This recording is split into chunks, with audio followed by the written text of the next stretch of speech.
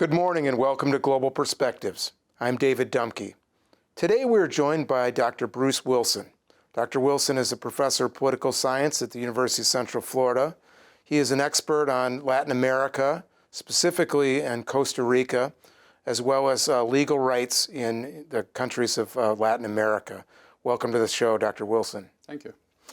So we're having you on today to discuss the book you are a co-editor of, which is called Water Rights and Water Disputes in Costa Rica. Tell us a little about the book, and here it is for our viewers. So the book is part of a much larger project that examines the impact of creating a human right to water. So in social science, it's often good to have like an experimental sort of design. So in this case, we have all the years before 2010 when the human right to water was created, then you have all the years after. So this particular book examines the case of Costa Rica, which is a very, very high performer in providing access to portable, accessible, affordable water, and to see what actually happens inside the country.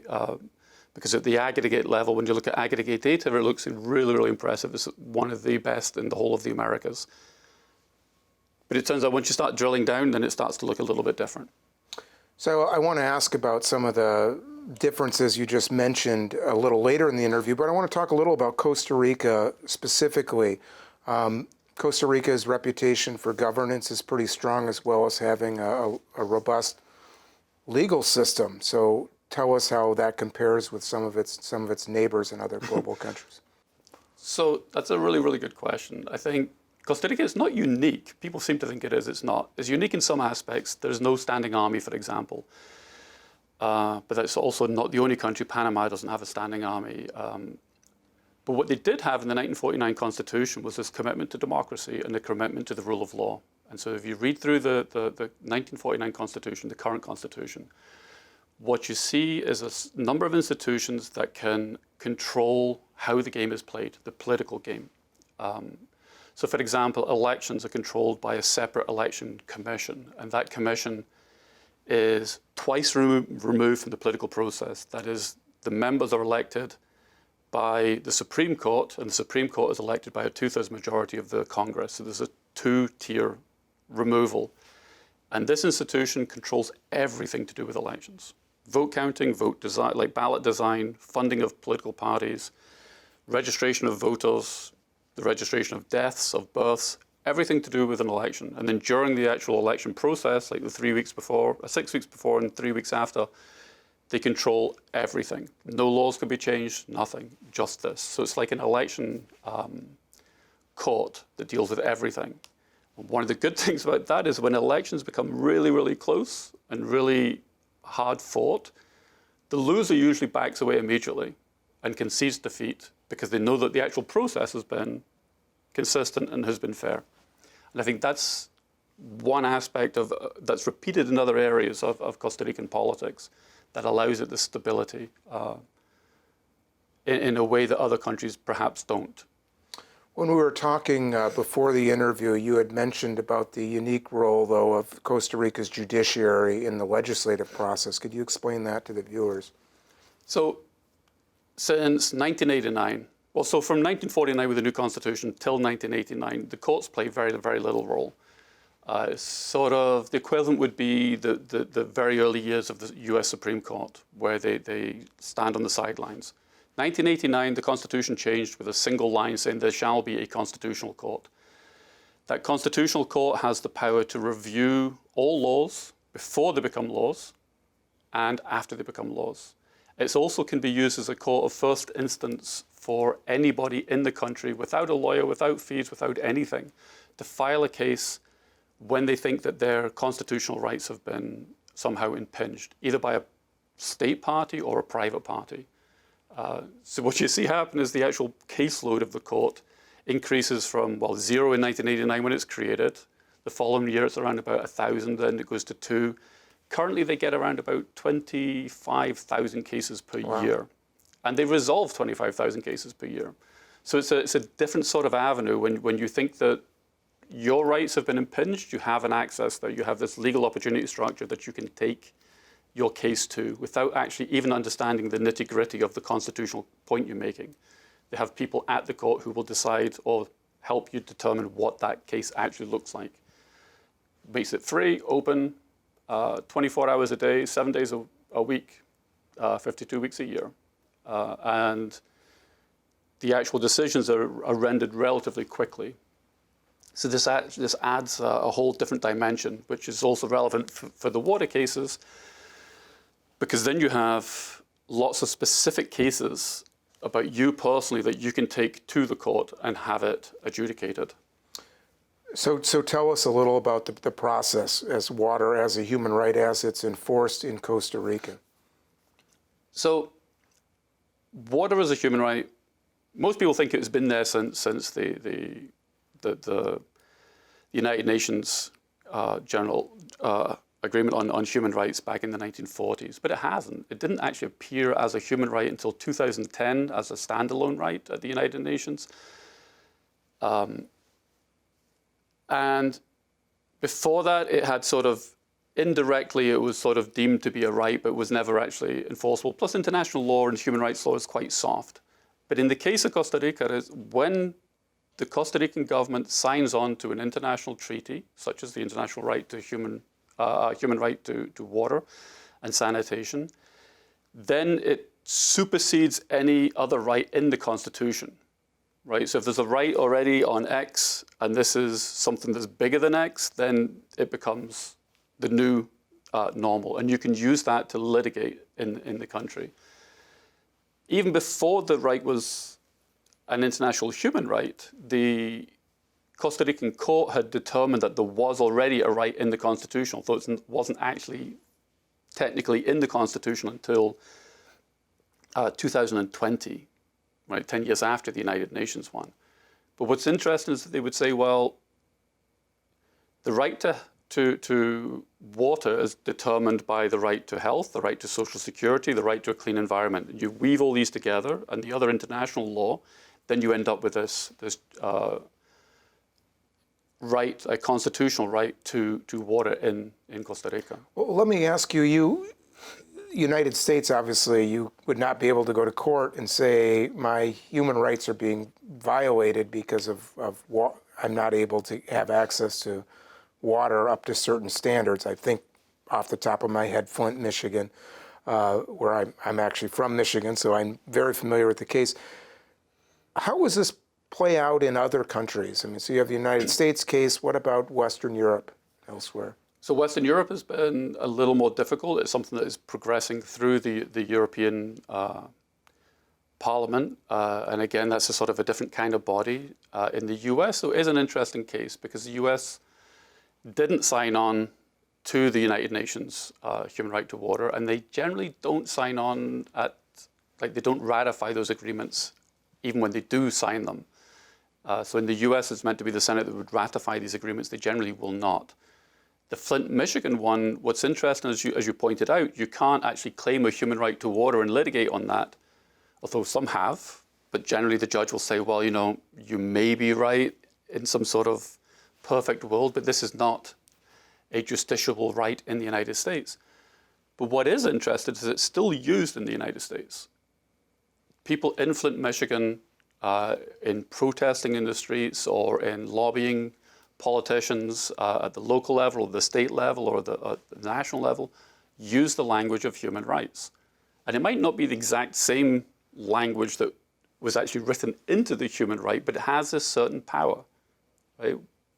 Most people would agree that if a human right is being abused, then clearly something is really badly wrong. And I think that's why it's still quite effective, even in the United States, and particularly actually in the Flint, Michigan one. Not in the legal cases, but in the sort of like the court of popular opinion. You can still use this language very effectively. I mean, the court of popular opinion that only carries you so far unless you have politicians and decision makers are susceptible, obviously, to public opinion. But that would be the recourse, not a legal one in that Absolutely. sense? I mean, it's a political tool, right? And you see this as well in Costa Rica, right? So a lot of disputes about water don't end up in the courts. There are famous ones that do. There's one, and oftentimes it pits one set of rights against another set of rights. So in a famous case in Costa Rica, looks at the right of economic well-being against the right of a clean, healthy environment and access to water. So the case revolved around developers wanting to build new hotels in a fairly arid part of Costa Rica, up in Guanacaste. The problem is that what they were going to do was they'd found a source for the water, and they were going to use an aqueduct, to take it from there to where these hotels and private villas were going to be built. The locals who lived where the water was quite plentiful were not quite so happy about this. And the court ultimately read that the right to water of the people in the local area outweighed the right of the developers to build these particular hotels and stuff. Have there been other examples where is it generally the rule that the human right to water in Costa Rica wins over other rights? Sometimes, and this is where it gets a little more complicated and a little more difficult. So a lot of rights that are filed about water don't even mention water. At least they don't mention the human right to water or a constitutional right to water. And there's a reason for this. It's like when you file a case, there's only one court to go to. That's the Constitutional Court. And you want to figure out what's the best way to win. Well, the best way to win is to find a similar case that's already been adjudicated. And the language in those earlier cases certainly won't mention a human right to water because it didn't exist. And so what people often will do is they'll find other ones and say, well, this one is about housing. Right? So many water cases are actually about housing because it's about access to water. And you want to have it in your house. Sure. And so they become actually about housing. And so you'd look at maybe that case and file on that basis. And the goal there is you want to look at which cases are going to be the most beneficial. And the funny thing is, when we started this particular project, we had a stakeholders meeting of around about 20-some people from different areas of the water right, of water, either providers or activists in Costa Rica. And so the first question I asked them was, well, the human right to water, was it important? Absolutely. I mean, almost universally, they said absolutely, fundamentally important. So do you use it when you protest or when you litigate? We go, well, no. Right? And it's not because it's not meaningful, right? Maybe in this particular context, it holds less weight because they have other tools. Is that because of legal precedent, and this is a relatively new? I think that's not irrelevant, right? If I were going to litigate, I would be looking for cases that were similar to my own case.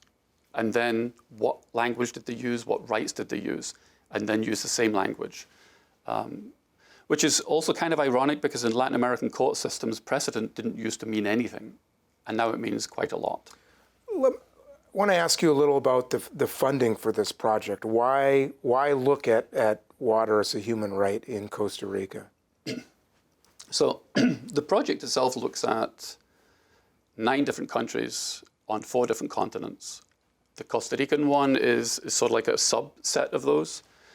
The reason that it's framed in the way it is again, it goes back to this question about it being an experimental design almost. That we were looking at when we wrote the grant from the Norwegian Research Council.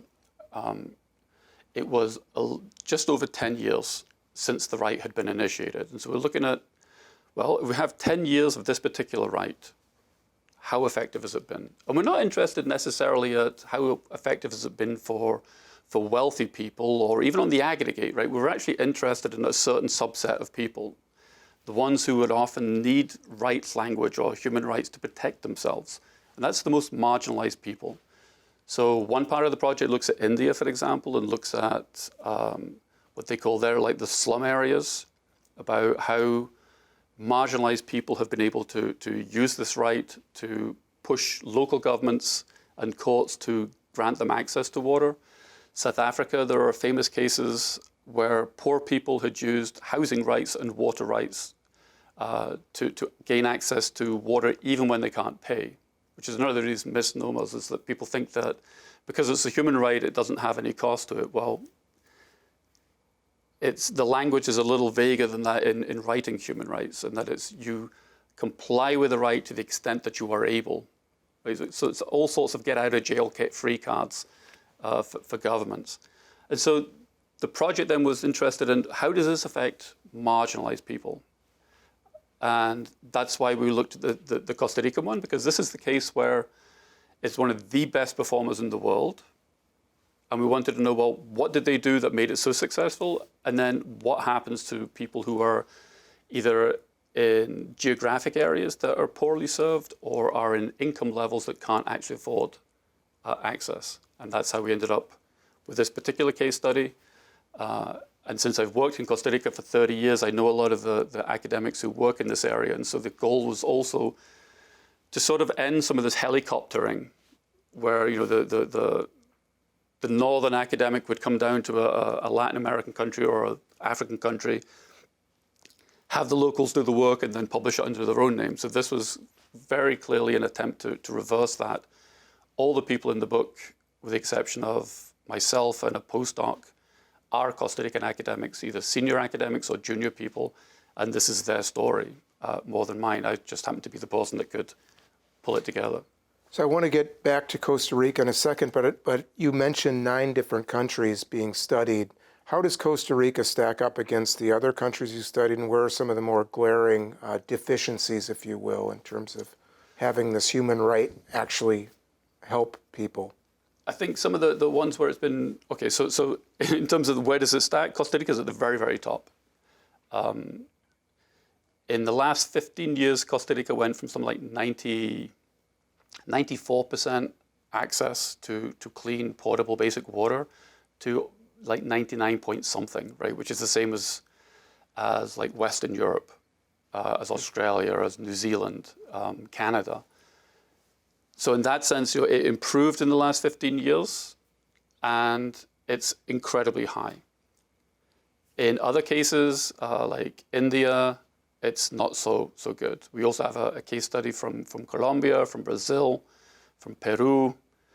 And these are countries that are somewhere like in the middle, right? I mean, one of the and then we have other case studies that are actually, well, they're not case studies, they're large end studies where you take the data from the entire world and you run the data to figure out, well, what is it that are the determinants of when people get access to water?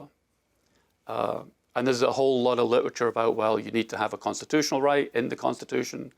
Turns out that's not quite so important. Number one important is you have to be rich, right?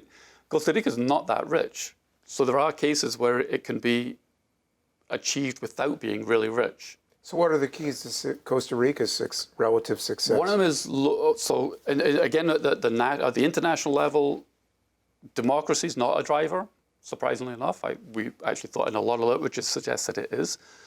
But local democracy, even in dictatorships, is important. In part, I think because water is a locally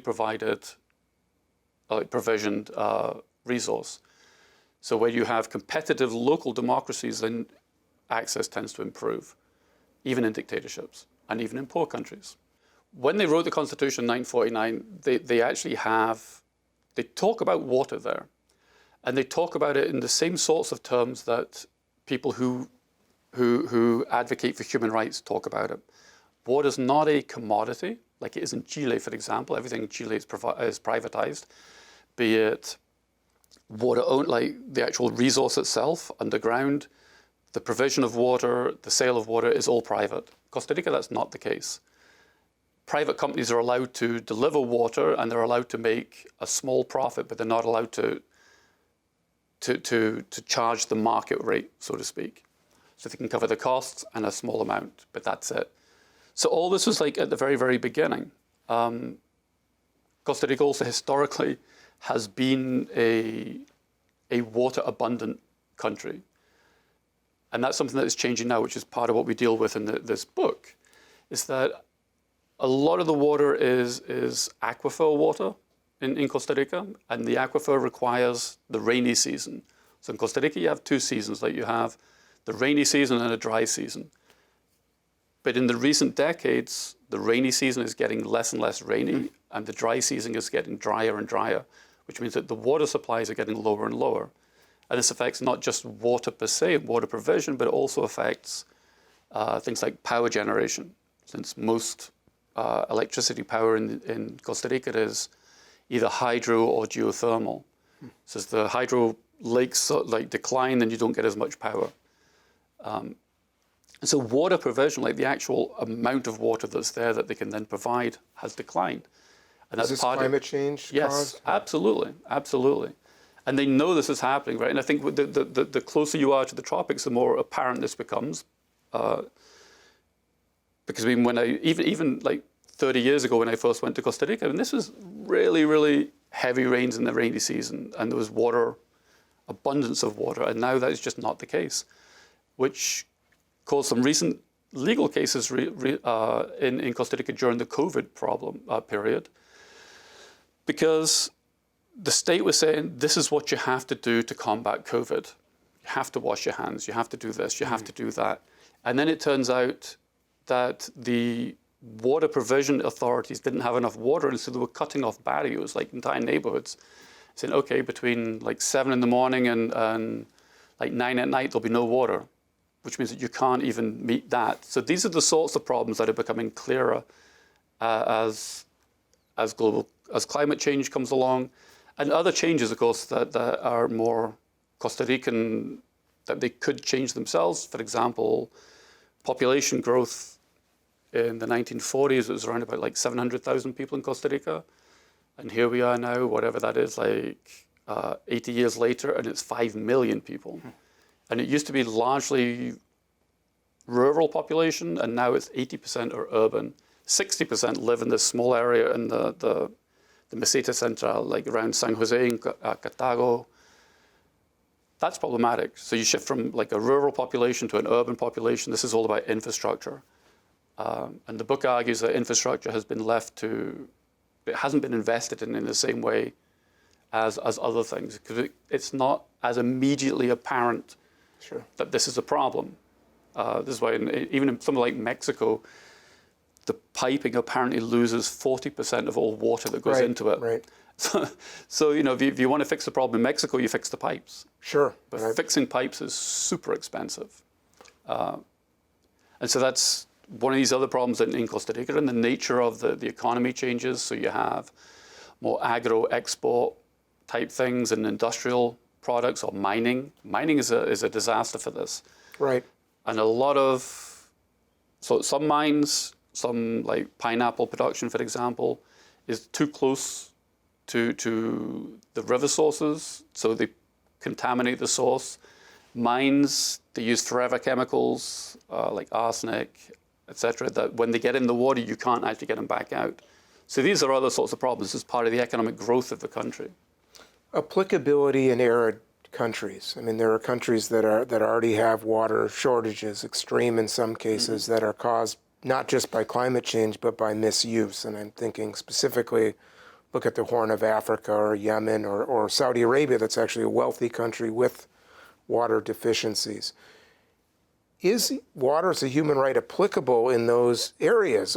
I mean, it's great to talk about it in a place that has adequate water supplies, but when you don't have adequate water supplies, things like monetizing water is also a key to conserving it. So I just want to get your thoughts on that. So I don't think it's all about having abundance in water. In fact, there's some studies that show that that's not really a driver in this.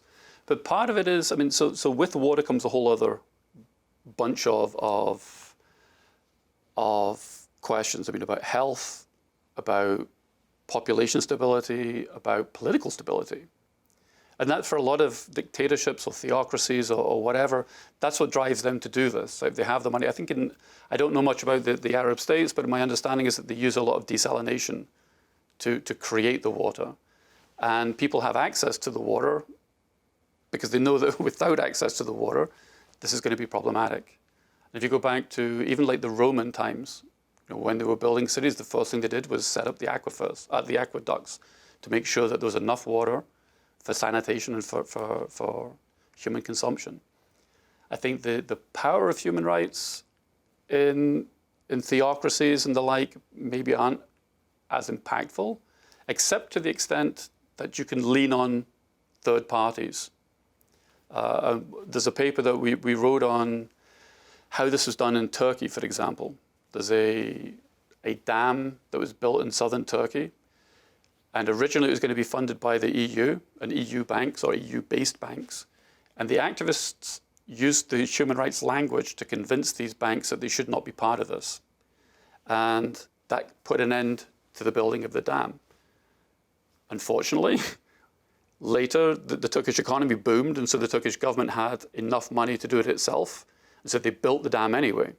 Right? So in some ways, in that sense, it's like a Pyrrhic victory. You can leverage the human rights language and the power of human rights, even in quasi-dictatorial regimes. So we just have a minute left, so I want to ask very briefly, we talked about climate change impact in Costa Rica. Could climate change force a reassessment of water as a human right? Or does it make it more pressing? I think it makes it more pressing. There's no doubt in my mind that that just makes it more pressing. And I think when you start to link these things, I mean, human rights don't exist in vacuums, right? They actually exist together.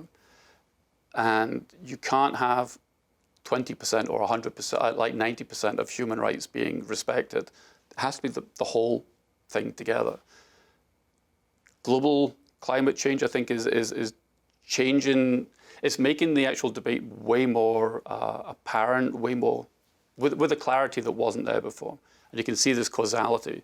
And in the Costa Rican case, that's exactly what they're looking at. When they featured this book on the news show in Costa Rica, that was the angle they took, right? That this is something that is not going to get better unless action is taken. And that this is the causality was there, and then this is the obvious solution. Bruce Wilson, thank you so much for your time, and congratulations on the book. And we look forward to having you back again soon. Thank you. And thank you. We'll see you again next week on another episode of Global Perspectives.